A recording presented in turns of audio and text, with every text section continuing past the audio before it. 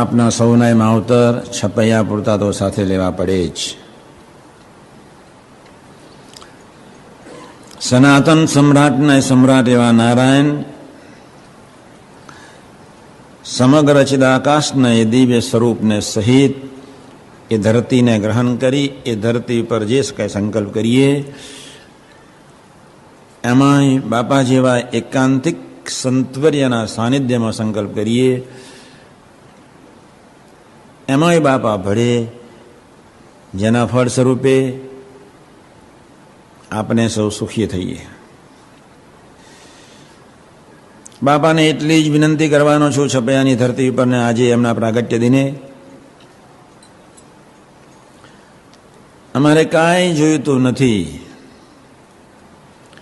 મહારાજ અમને એક વિવેક આપે બસ. બાપા જે સંકલ્પો કરે 100% સિદ્ધ થાય જ. એમાંય છપૈયાની ધરતી આપણે બધા જ 1 કલાક સાક્ષાત નારાયણની ધરતી ઉપર ઠાકોરજી સન્મુખ એ ઘુમ્મટની નીચે બેસી 1 કલાક ધૂન ભજન કરવી છે. આપણને વિવેક પ્રભુ બક્ષિસમાં આપે અથવા બુદ્ધિયોગ આપે. સાધક સાધનામાં આગળ નથી તો એનું મૂળ કારણ છે વિવેક.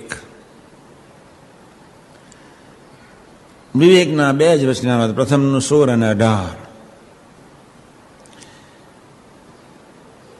તમને બધાને જ ખબર છે પ્રથમના 18માં પ્રભુએ કહ્યું યોગ્ય જોવું, યોગ્ય બોલવું, યોગ્ય વિચારવું, યોગ્ય સાંભળવું, યોગ્ય ખાવું. એવો એક પોઝિટિવ વિવેકની વાત કરી છે વચનામૃત પ્રથમના 26માં. પ્રભુના દર્શન, પ્રભુની સેવા, 10 ઇન્દ્રિયો પ્રભુને અર્થે, ભક્તોને અર્થે. પ્રથમના 16માં 4 પ્રકારનો વિવેક દેખાડ્યો છે. હજુ આ વચનાવાનો ફરી 2 વખત સમજાવવાનો છે. 4 પ્રકારનો વિવેક સહજ સિદ્ધ બને. સૌથી પહેલો વિવેક એવો લઈ શકાય, છેલ્લી વાત પ્રથમના 16માં પ્રભુએ કહી છે, એકાંતિક ધર્મ ખોટ આવે એવા જે પદાર્થો અને એવો જે કુસંગ એને આપણે ઓળખી રાખવો. એકાંતિક ધર્મમાં ખોટ આવે, જે પદાર્થો બીજાને વિશે ભાવફેર કરાવે એ પદાર્થોને ફેંકી દેવા જોઈએ,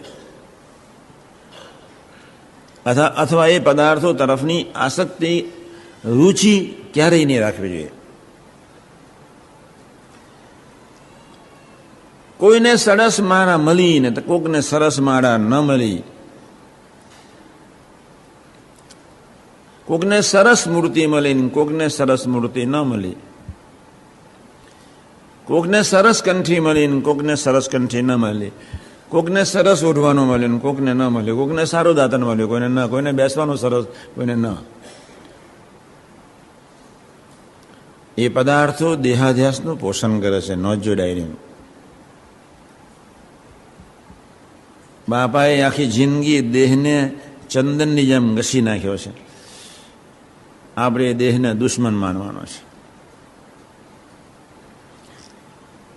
દેહ એક પિંજર છે, એમાં આપણે રહેવાનું નથી જ.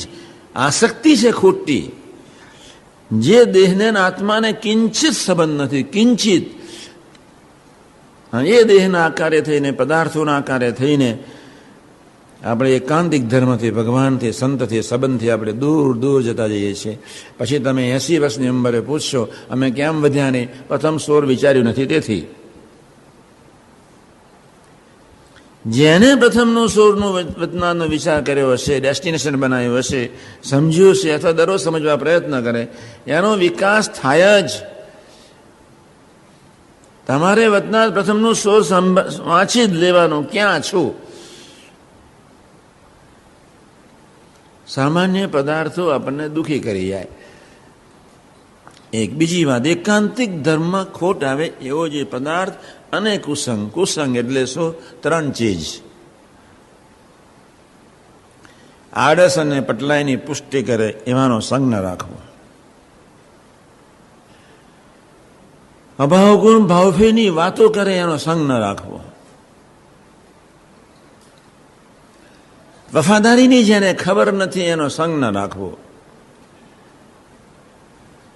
ભગવદીની ઉપેક્ષા કરતો એનો સંગ ન રાખવો. દૂર 1000 માઇલ દૂર રાખવાના, 2-4 માઇલ નહીં. તમારે મને પૂછવું નહીં પડે તમારે 80 વર્ષ પછી મારું શું, એ પ્રશ્ન જ ઉભો નહીં થાય. બાપાના પ્રાગટ્ય દિને આજે આપણે સંકલ્પ કરવો છે ને છપિયાની ધરતી પર આપણે એમના મારફત પ્રાર્થના કરાવી છે. આપણને ખબર છે બાપા એક દેહના અનાદરનું મૂર્તિમાન સ્વરૂપ, બીડા ભક્તિનું મૂર્તિમાન સ્વરૂપ, ગુરુ ભક્તિનું મૂર્તિમાન સ્વરૂપ. તો આપણે ખાલી એમના હાડકાના ચોમડાના દર્શન કરવાના એમ બસ, બીજું કંઈ વિચારવાનું જ નહીં. યોગી મહારાજ ભેગા બહુ રહ્યા બધા, 2-4 જણને ખબર પડી, આન ઓળખ્યા વયા ગયા. એ તમને કલ્પના નહીં આવે હું શું કહું છું તે. યોગી મહારાજ આન ઓળખ્યા વયા ગયા. નહીં કલ્પના આવે, શાંતિથી કોઈક દિવસ સમજાશે મારું વાત. 2, 5, 25 વર્ષ પછી તમારી ચેતના ક્યાં જાગૃત થશે કે અમુક કક્ષાએ પહોંચશે, ખબર પડશે કે સાચી વાત છે.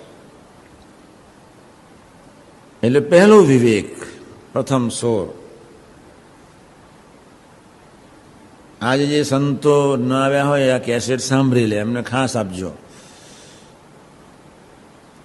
જિંદગીનો એક સમય ના બગડે. બહુ થોડા સમય માટે પૃથ્વી પર ભગવાને મોકલ્યા છે. બહુ થોડા સમય માટે એટલે ખૂબ થોડા સમય માટે. મોડી વાત કરનાર અને મોડી વાત સાંભળનાર બંને સરખા પાપના અધિકારી છે. કરનારે ને સાંભળનાર બેવ. પહેલો વિવેક આ છે. જે મોટા પુરુષને નથી ગમતું એ નહીં જ. દરરોજ રાત્રે વિચાર કરો કે કેટલા પાસ ને કેટલા નપાસ, કેટલો સંબંધ સાચો ને કેટલો સંબંધ નહીં. દેહમાં જ ફર્યા કરીએ છીએ, મન બુદ્ધિમાં જ ફર્યા કરીએ છીએ. જે 51 ભૂતને આપણે કોઈ સંબંધ નથી. બીજો વિવેક શરૂઆતમાં જ કહ્યું ભગવાન સ્વામિનારાયણ, ગુણ લેવાય એ સત, અવગુણ લેવો એ અસત, ગુણ લેવો એ પુણ્ય, અવગુણ લેવો એ પાપ. વર્ષોથી બોલીએ છીએ. 1955થી આ કથા સાંભળતા જ આવ્યા. યોગી મહારાજનું જીવન સૂત્ર સમ સુરત ભાવ એકતા કોઈને ખબર પડી નહીં. બોલ્યા